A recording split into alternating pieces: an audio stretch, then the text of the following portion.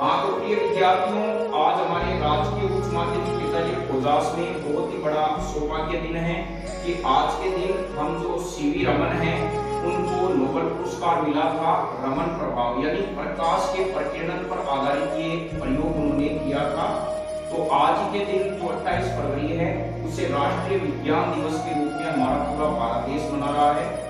और सबसे बड़ी खुशी आज ये है कि हमारे विद्यालय में ये प्रश्नोत्तरी कार्यक्रम में ये तमाम बालिकाएं और बालक यहाँ पे पार्टिसिपेट हुए हैं। और ज्यूरी के रूप में श्री राम जी बलारा जी इतिहास के व्याख्याता हैं, और मोहन जी सर हैं वो हिंदी के वरिष्ठ अध्यापक हैं, हरेंद्र जी सर हैं वो अंग्रेजी के वरिष्ठ अध्यापक हैं। तो ये जैसे ही इनका मैं आपको राउंड का बारे में बता देता हूँ। यहाँ से प्रश्न आपके सामने पुटअप किया जाएगा।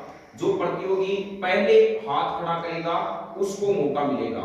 यदि आपने सही आंसर दे दिया तो आपके खाते में +1 पॉइंट जाएगा। यदि आपने हाथ खड़ा करके गलत आंसर दे दिया -1 हो जाएगा। फिर मौका उसको दिया जाएगा जो दूसरी बार में हाथ खड़ा करता है। टोटल प्रश्नों की संख्या 15 रहेगी। प्रतियोगियों को फर्स्ट, सेकंड और थर्ड यदि रहते हैं तो उनको 15 अगस्त के दिन विद्यालय परिवार की तरफ से इनाम दिया जाएगा। तो चलिए, आप रिफ्रेश माइंड से रहिए, आत्मविश्वास से रहिए और जो है धैर्य से अपना उत्तर दें। सबसे पहला प्रश्न इस प्रकार से है, केंद्रक की खोज किसने की? हाँ तो बताइए। शाबाश, रॉबर्ट ब्राउन ने केंद्रक की खोज की थी। दूसरा प्रश्न, सीवी रमन को नोबेल पुरस्कार क्यों दिया गया? सीवी रमन को नोबेल पुरस्कार क्यों मिला? हाँ सुशीला। प्रकाश के प्रकीर्णन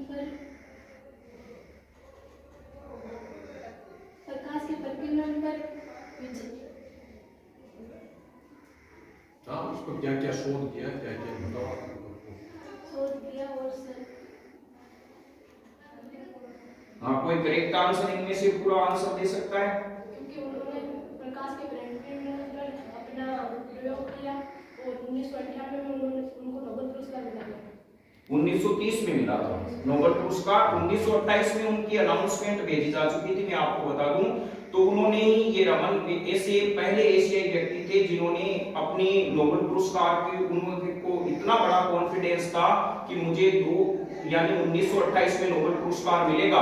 इन्होंने अपनी ट्रेन की टिकट भी जो होती है फ्लाइट की टिकट है वो बुक करा ली थी वहां पर जाने के लिए। लेकिन 1928 में किसी कारणवश उन्हें नोबेल पुरस्कार नहीं दिया गया और बाद में 2 साल बाद में यह अनाउंसमेंट किया गया कि 1930 में भारत का वर्चस्व रहेगा और रमन प्रभाव के लिए किनको पुरस्कार दिया जाएगा? सीवी रमन को। और मैं आपको याद बता दूं, ये रमन प्रभाव में 4 वैज्ञानिक सम्मिलित थे जिनमें मतभेद हो गया था 2 वैज्ञानिकों को कि यह कार्य मैंने किया है, ये कार्य इन्होंने किया है। लेकिन रमन प्रभाव जब अपना भाषण दे रहे थे तो उनमें एक इनका सहयोगी था कृष्णन, उनकी भी उन्होंने प्रशंसा की थी। तो यह मेनली पुरस्कार दिया गया था सीवी रमन को। इनका पूरा नाम है जो है चंद्रशेखर वेंकट रमन, इनका पूरा नाम है। तो चलिए, यहाँ पर आपका क्या नाम है? हाँ, तमन्ना के खाते में 1 अंक हो जाता है। प्रकाश प्रकीर्णन के आधार पर रमन प्रभाव की उन्होंने खोज की। चलिए नेक्स्ट प्रश्न यह रहा इस प्रकार से, जल में रखी छड़ मुड़ी हुई दिखाई देने का कारण क्या है? हाँ आप बताओ। बिल्कुल, हाँ सही आंसर। यानी जल में रखी हुई छड़ मुड़ी दिखाई देने का कारण है प्रकाश का अपवर्तन। यानी प्रकाश जब विरल से संगर माध्यम में प्रवेश करता है तो यह अविलंब की ओर झुक जाता है। इस कारण जल में रखी हुई छड़ मुड़ी दिखाई देती है। यह मुख्यतः घटना किसके कारण होती है? प्रकाश के अपवर्तन के कारण। नेक्स्ट प्रश्न इस प्रकार से है, दर्पण सूत्र है।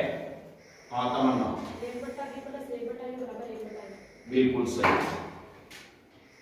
नेक्स्ट प्रश्न है, तो कैमरामैन से चाहूंगा कि जो दीवार पर आज बच्चों ने जो पोस्टर बनाए हैं विज्ञान दिवस के उपलक्ष्य पर, उनको भी दर्शकों को दिखाइए कि किस तरह से जो है पोस्टर प्रतियोगिता का आयोजन किया गया था।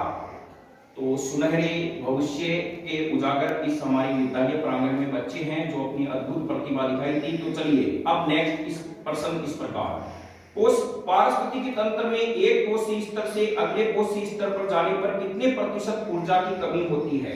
हाँ सोनू, 10%, बिल्कुल सही आंसर है। नेक्स्ट प्रश्न, तंत्रिका तंत्र की संरचनात्मक व क्रियात्मक इकाई है? हाँ सोनू, न्यूरॉन। नेक्स्ट प्रश्न, कैल्शियम कार्बोनेट का रासायनिक सूत्र है? हाँ सोनू, CaCO3। हाँ CaCO3। आपको पहले ही बता दिया गया है, जिनको मौका दिया जाएगा विद्यालय परिवार की ओर से, पर्सन जैसे ही अनाउंसमेंट होता है, जो पहले प्रतियोगी हाथ खड़ा करेंगे उन्हीं को मौका मिलेगा। नेक्स्ट प्रश्न है इस प्रकार से, जाइलम का क्या कार्य है? हाँ सोनू, पौधों में जल का परिवहन करना। और यह एक विषय होता है, जड़ें क्या करती है? जल को मृदा से अवशोषित करके ऊपर की तरफ पहुंचाती है पत्तियों तक, जिसे प्रकाश संश्लेषण की क्रिया में जल का अहम रोल होता है। नेक्स्ट प्रश्न इस प्रकार से है, पारे का आयशक है? पारे का आयशक, हाँ सिनेबार। तो इसका मैं रासायनिक सूत्र भी बता दूं, HGS होता है। पारा जो है एकमात्र ऐसी धातु है जो द्रव अवस्था में होती है और विद्युत की कुचालक भी होती है। कार्बन के क्रिस्टलीय अवयव कौन से हैं? हाँ सोनू, बिल्कुल सही, कार्बन के क्रिस्टलीय अवयव होते हैं। तो जूरी के सामने कैमरा घुमाइए, ये अपने ईमानदारी से और सही तरीके से बच्चों की प्रतिभाओं के आधार पर नंबर दे रहे हैं। तो कार्बन के क्रिस्टलीय अवयव हीरा, ग्रेफाइट और फ्लोरीन होते हैं। नेक्स्ट प्रश्न है, पाचन की क्रिया में वसा का पायशीकरण कौन करता है? हाँ कमल, हाँ आप बताओ, पाचन की क्रिया में वसा का पायशीकरण कौन करता है? पीतरस। तमन्ना का एक स्कोर माइनस कर दो। पीतरस में पीत लवण पाए जाते हैं जो वसा का पायशीकरण करते हैं, अर्थात वसा की बड़ी बूंद को छोटी छोटी बूंद में बदलते हैं, और ये बाद में लाइपेज एंजाइम इस छोटी बूंद को क्या करते हैं? वसा को वसा अम्ल और ग्लिसरॉल में बदलते हैं। दर्पण किस सिद्धांत पे कार्य करते हैं? परावर्तन के सिद्धांत पर। सोडियम का प्रतीक है?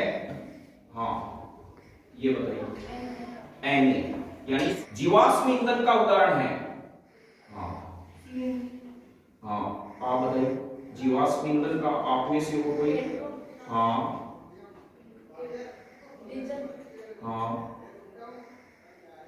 और जीवाश्म ईंधन का उदाहरण? हाँ पेट्रोलियम कोयला। और हाँ बताओ, पेट्रोलियम कोयला, डीजल, लकड़ी। हाँ खुशबू, पेट्रोलियम कोयला को कोयला बोलते। हाँ बिल्कुल, तो खुशबू के खाते में एक अंक आएगा। देखिए जीवाश्म ईंधन ऐसे ईंधन जिनका निर्माण जीवाश्म के जीवों के अवशेष से होता है, इनके उदाहरण है पेट्रोल होता है, और जो होता है प्राकृतिक गैस होते हैं, और कोयला होता है जो ईंधन के रूप में कार्य करते हैं। वायुमंडल में नाइट्रोजन गैस कितने प्रतिशत पाई जाती है? हाँ 78% पाई जाती है, सबसे अधिक मात्रा में। और दूसरे नंबर पे जो गैस पाई जाती है वो ऑक्सीजन है 21%। तो तमाम परीक्षाओं में भाग लिया प्रश्नोत्तरी में, इसके लिए धन्यवाद। अब जूरी की तरफ कैमरा घुमाइए और बताइए फर्स्ट रैंक इन्होंने प्राप्त किया।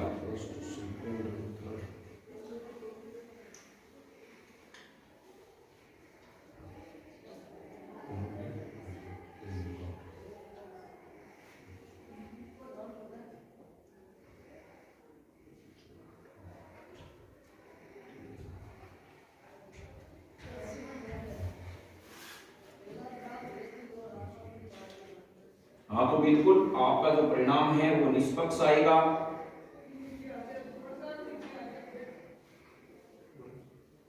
हाँ नंबर 1 पे बलराज सर बोल रहे, सोनू कंवर, तालियां बजाइए। कितने अंक प्राप्त किए? 8 अंक 15 में से। दूसरे स्थान पे तमन्ना, दूसरे पे कितने अंक प्राप्त किए? 3 अंक।